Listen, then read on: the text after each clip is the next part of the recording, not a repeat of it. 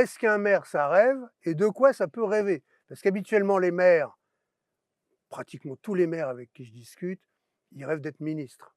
Et là, on a un maire qui nous explique, qui va nous expliquer que les maires ont plus de pouvoir que les ministres. Dans Donc les vous rêvez pas d'être ministre? Alors non, non, pour rigoler, je vais vous dire, je me suis présenté 2 fois aux élections législatives. Ouais, Comme mon parti, c'était pas celui qui était devant, de toute façon, c'est mort, vu les élections à part en France, si tu es pas du côté du président, tu es mort, tu peux pas être. Après, qu'est-ce que je rêve? Je Vous savez, je suis conseiller régional aujourd'hui, j'ai jamais rêvé de ma vie d'être conseiller régional, d'être maire, d'être à la métropole. C'est venu tout seul parce que je voulais apporter quelque chose aux citoyens et c'est ça. Maintenant, à quoi je rêve aujourd'hui? Je rêve à continuer ce que j'ai commencé à faire avec mon équipe, protéger Coubron et protéger les Coubronais. Et surtout se battre pour 2 choses qui sont vraiment mes 2 axes à moi, c'est la santé et l'environnement. C'est vraiment quelque chose, c'est pour donc ça. vous voulez rester maire? Parce que moi je connais plein de maires Non, qui veulent, être sénateurs par exemple. non, Ça non, vous tente pas sénateur? C'est bien non, parce que je vais vous sénateur. dire une chose. Depuis qu'on a fait cette idiotie monumentale de séparer le mandat de parlementaire à celui de maire, vous avez tué l'efficacité des parlementaires. C'est pour ça que vous avez aujourd'hui à l'Assemblée nationale, quand vous n'avez pas siégé dans un conseil municipal, quand vous n'avez pas siégé comme maire adjoint, comment voulez-vous faire voter des lois à l'Assemblée nationale quand vous ne connaissez même pas le fonctionnement tout simplement local? Et ça a été vraiment une grosse bêtise de séparer ça. Moi, je n'ai aucun rêve, je vous assure. Aujourd'hui, je suis très bien conseiller régional, voilà, point final. Je dis juste qu'un jour, à celui qui précédera la France, essayez de prendre un jour comme ministre de la Santé, pas seulement un médecin hospitalier, mais un médecin de ville. Si on vous proposait à vous d'être ministre de la santé, vous diriez Ah, quoi? moi, je dirais ça dépend qui est le président. C'est-à-dire que si je ne suis pas en accord avec celui qui est devant, parce qu'être ministre pour être ministre, vous savez, j'ai jamais rêvé d'être ministre. Pas plus que j'ai rêvé dans ma vie d'être maire, conseiller régional. C'est venu comme ça parce que c'est des opportunités qui font que je sais que je pourrais apporter quelque chose. Mais être ministre et pas pouvoir parler, mais être ministre et pas être d'accord avec le président, mais être ministre et une fois que tu n'es plus ministre, dire que le président n'était pas gentil, c'est pas ma tasse de thé. Alors je voulais pas aller sur ce terrain-là, mais c'est vous qui m'y embarquez. Le président là, on va avoir l'élection en 27. Ouais. Votre champion, votre candidat idéal? Mais attendez, sortez-moi un candidat idéal. Attendez, Non, c'est à excusez-moi. vous que je pose la Oui, question. oui, mais en fait, si vous vous interrogez, je n'ai pas de candidat idéal. J'en ai Quel est aucun. le quel est le président qui pourrait vous demander d'être ministre de la santé et à qui vous diriez oui? Aucun. Voilà, la question elle est claire, Aucun. aucun, il y en a pas. Donc vous diriez non, Un habitant de Coubron un habitant de Cour. qui devient président, Oui, que vous je en connais avez bien. un, vous avez un Oh, je peux profil? trouver un maire adjoint, je vais le faire Ouais, président de la qui a les République. compétences? Mais si vous voulez, aujourd'hui, ceux qui étaient avant dans l'échec, qui se présentent aujourd'hui, ça me fait un peu mal. C'est comme si moi, j'avais été battu aux élections municipales et puis je reviens. Mais si tu es battu, tu es battu. Pourquoi tu reviens? On peut être battu un jour et puis pas battu le lendemain. Non, non, si vous êtes battu sur des choses que vous n'avez pas défendues, vous ne changez pas. C'est-à-dire que quand vous avez des vraies valeurs, vous les défendez tout le temps.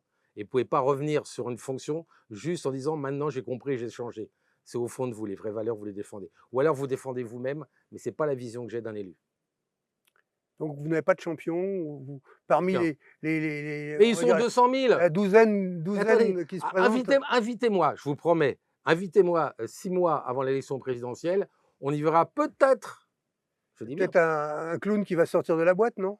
un clown, ils sont déjà sortis de la boîte, hein. Ah bon? Les Non, clowns, les ils sont clowns, c'est tous bon, sortis? il y en a assez aujourd'hui. Faites-moi sortir autre chose Ça qu'un clown, ça me fera ça plaisir. n'engage que vous, hein. Mais ça ne me pose aucun problème. Je ne dis pas qu'ils sont tous clowns. Je dis qu'il y en a beaucoup qui voudraient être président de la République et qui n'ont vraiment pas ni les capacités ni l'envergure pour diriger. Je vous rappelle quand même qu'il va récupérer un pays qui aujourd'hui est en pleine catastrophe. Aucun domaine ne va. Chaque jour, c'est de pire en pire. Le chômage, enfin, il y a rien qui va. Celui qui va, comme pour une ville, vous savez, les gens qui vont récupérer des villes aujourd'hui, des villes qui sont en désuétude ou qui ne marchent pas, ça va être compliqué, hein. Et le prochain président de la République va récupérer un pays qui est au fond, dans tous les domaines. Dans tous les domaines. Et vous le savez très bien quand. Moi, je vous peux vous la santé. Vous savez, il y a quelque chose qui est important, c'est la mortalité infantile.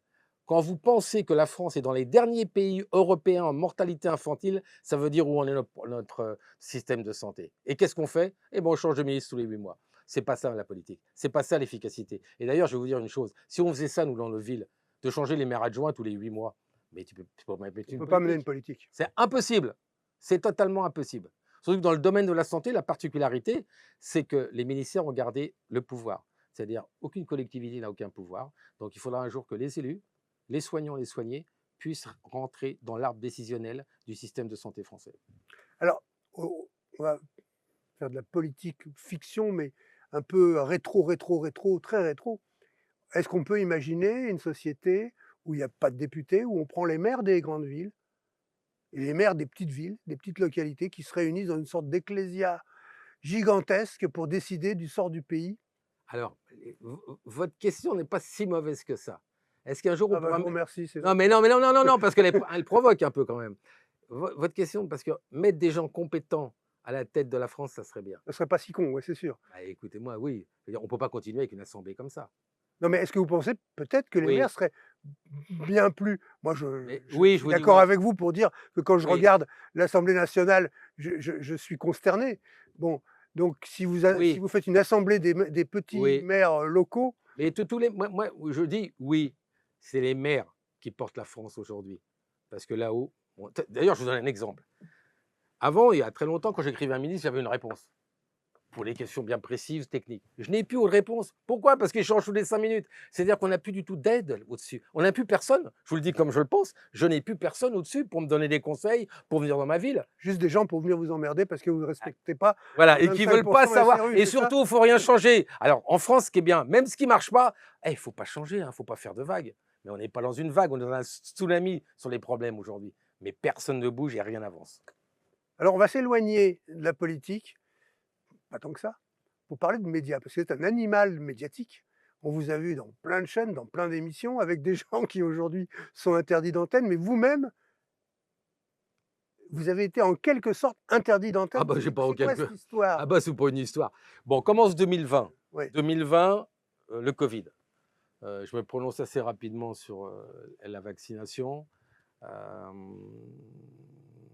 Et je m'applique, donc ils me font venir dans différents médias. Euh, je fais une procédure contre Agnès Buzyn qui a annoncé que les masques ne servaient à rien.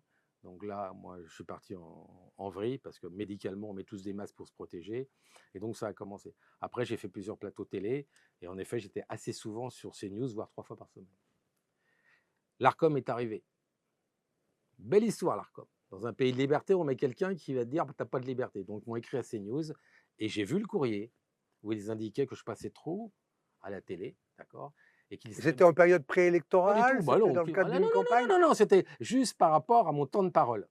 Parce que comme vous avez pu le voir, j'ai pas beaucoup de censure, d'accord, et personne ne pourra me dire ce que j'ai à dire, d'accord. Vous étiez UDI déjà? J'étais UDI, c'est-à-dire un parti où chacun dit ce qu'il veut. UDI, c'est le centre droit. Et personne ne m'a dit dans mes autorités de parti ce que j'ai à dire et ce que j'ai à faire. Donc j'étais UDI. La problématique, on m'a. Alors, CNews reçoit ça, il me fait comprendre, on peut plus trop te prendre, mais je lui dis, mais il n'y a pas de problème, parce qu'il y avait aussi ce chantage. Qui était votre interlocuteur à CNews pour vous dire ça? Au- Ah bah, ça m'intéresse. Attendez, j'ai vu le courrier, d'accord? Je ne peux pas vous dire qui, mais tout ce que je sais, que j'ai vu le courrier, et ils étaient très, parce que bon, je parlais assez franchement, d'accord?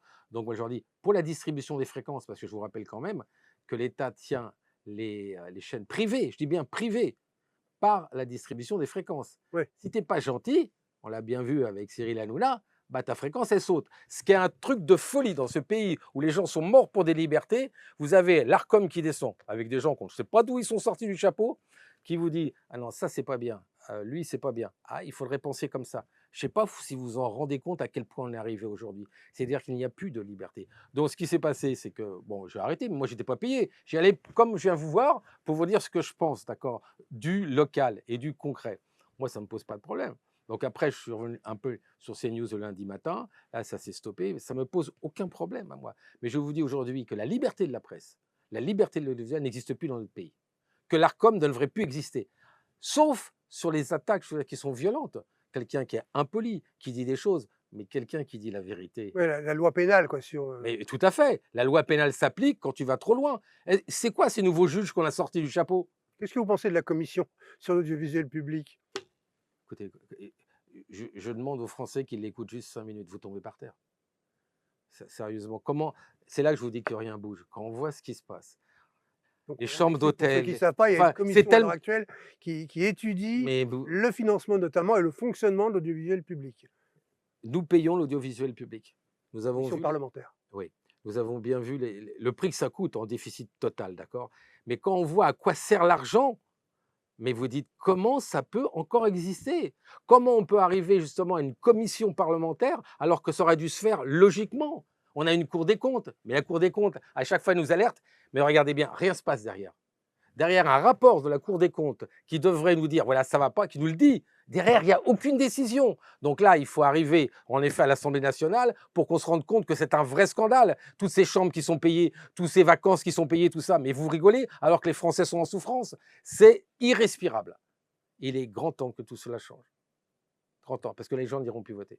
Alors la médecine, les écoles, il y a une mais de toute façon, vous pensez qu'on peut le faire en France? Oui, on peut le Vous faire. croyez que les gens vont accepter? Parce que quand vous voulez réformer l'enseignement médical ou l'enseignement tout court, vous avez les syndicats qui Non, non. qui se dressent, on peut pas bouger. Attendez, Comment on peut attendez, bouger? si vous ne prenez pas de risque, si vous restez tétanisé par un serpent qui vous regarde, d'accord, et ben vous ferez. Le courage, c'est pas penser au prochain mandat si vous êtes réélu, c'est penser à ce que vous pourrez faire pendant ce mandat. Vous croyez que beaucoup d'hommes politiques pensent à ce qu'ils pourraient faire pendant ce mandat et pensent pas à la façon dont ils vont être réélus? Eh bien, écoutez, si vous me posez la question, je vous répondrai, comme vous le pensez vous-même, qu'en effet, la réélection est importante, surtout sur certains parlementaires. Et tant que ça sera comme ça, on n'avancera pas. Vous savez, il y a des pays où ils disent 2 mandats de parlementaire, après on arrête. Parce que quand vous passez votre vie parlementaire, comment voulez-vous être en contact avec vous, la rue, le fait que j'ai payé, c'est impossible. Il faut redescendre. Donc je dis que tout simplement, sur un mandat de parlementaire, hein, je ne parle pas d'un mandat municipal, un mandat parlementaire où vous vivez, il faut redescendre où la population vit. C'est ça qui est important. Et pas qu'on vous raconte par des rapports, parce qu'on est un pays de rapports. Hein. Ah, ça, des rapports, on en fait. Et plus vous ferez de rapports, plus ça prouvera que vous êtes incompétent. Est-ce qu'il faudrait faire passer justement, pourquoi pas, un examen avant de pouvoir être parlementaire pour qu'au moins on connaisse un peu la langue du pays, qu'au moins on Ah puisse oui, mais alors là, on va vous attaquer. on a une Ah, base de mais la démocratie, c'est pas comme ça, monsieur. Vous n'avez pas à savoir lire. Vous pouvez fumer du cannabis, vendre du cannabis, faire ce que vous voulez, et vous devenez député. Voilà où on en est aujourd'hui. Et personne ne bouge. Bah, ici, on devrait bouger. L'exemplarité doit venir d'en haut. Et aujourd'hui, l'exemplarité vient de nous, les maires. uniquement des maires. Ah bah, il y a le conseil régional et le conseil départemental. Mais je parle des. Si vous voulez, il y a le ministère et ceux qui décident, et il y a ceux en dessous qui appliquent. C'est-à-dire la région, le département, la métropole et nous, les maires. Et je peux vous dire. Et en plus, à la métropole, à la région et aux EPT, c'est les maires qui siègent. Si vous Le étiez seul endroit, en fait, et vous avez raison, où un maire ne siège pas, c'est là où tout se décide. si vous étiez aux commandes de l'État justement, Oui, quelles seraient les premières mesures que vous prendriez? je prendrai des spécialistes qui peuvent pas et qui veulent pas absolument être ministres, mais juste aider la France. Donc un petit peu de technocratie. Alors, vous parlez de technocratie, moi je parle. Aujourd'hui, vous savez, je vais vous le dire comme je le pense. C'est plus le politique qui gère, c'est souvent l'administration et Bercy. Et il est grand temps que le politique compétent reprenne la main. Compétent. Compétent. Et alors, on en revient à ma question de tout à l'heure. Est-ce qu'il faut un Comment examen? on peut évaluer la compétence d'un politique? Et vous savez comment? C'est très Alors, simple. Vous savez comment on faisait avant? et est-ce que le peuple est assez éduqué, renseigné, documenté, informé pour pouvoir avoir Non. la vision claire de ce qui est bon pour lui? En fait, vous savez, souvent, ceux qui devenaient députés, c'était des gens qui avaient réussi dans leur mairie, dans le temps. Il fallait les députés, c'était une Le circonstance. retour des députés maires, vous pensez que c'est Ah, bien? mais c'est indispensable. Si vous voulez un peu de professionnalisme, d'expérience, de réussite et d'efficacité, il faut ceux qui vivent au quotidien avec la population. On va rester là-dessus. C'était Ludovic Toro, qui est ancien et futur maire de Coubron, Dans quelques jours, dans quelques jours, qui est dommage pas ministre, qui est ça, passé ça, on verra. dans les studios de Delsaf Média pour News 93. C'était les élus du 9-3, avec à la réalisation Océane Boyard et la production déléguée, notre grand Frédéric Delalande. À bientôt. Merci.